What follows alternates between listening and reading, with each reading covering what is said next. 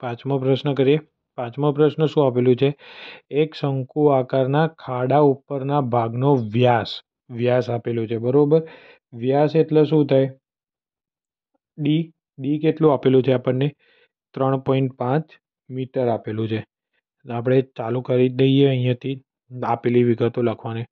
વ્યાસ એટલે વ્યાસને શેને વડે દર્શાવાય? ડી બરાબર 3.5 મીટર, બરોબર।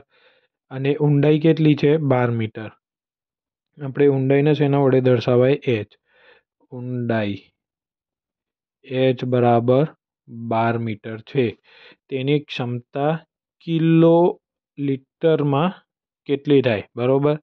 ક્ષમતા કીધી। હવે ક્ષમતા એટલે શું કે આમ કેટલી વખત મારી શકાય એમ નહીં, પર શું કે એમાં કેટલું અંદર આપણે ઘનફળ, એટલે શું કે એક ટાઈમ આપણે અંદર કંઈ ભરવું હોય કાં તો કંઈ માલ સામાન લઈ જવો હોય એના માટે, તો ઘનફળ શું છે?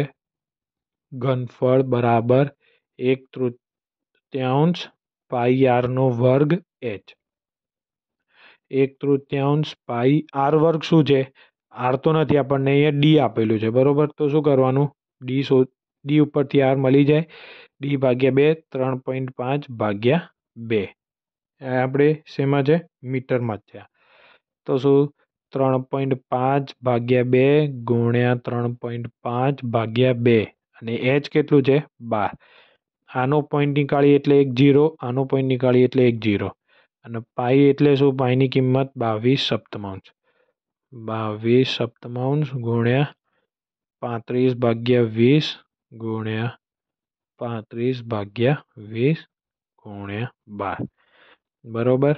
હવે આનું સાદું રૂપ આપીએ તો કેટલું થાય? 22 ગુણ્યા 35 ગુણ્યા 35 ગુણ્યા 12 ભાગાકારમાં 3 ગુણ્યા 7 ગુણ્યા 20 ગુણ્યા 20, બરોબર।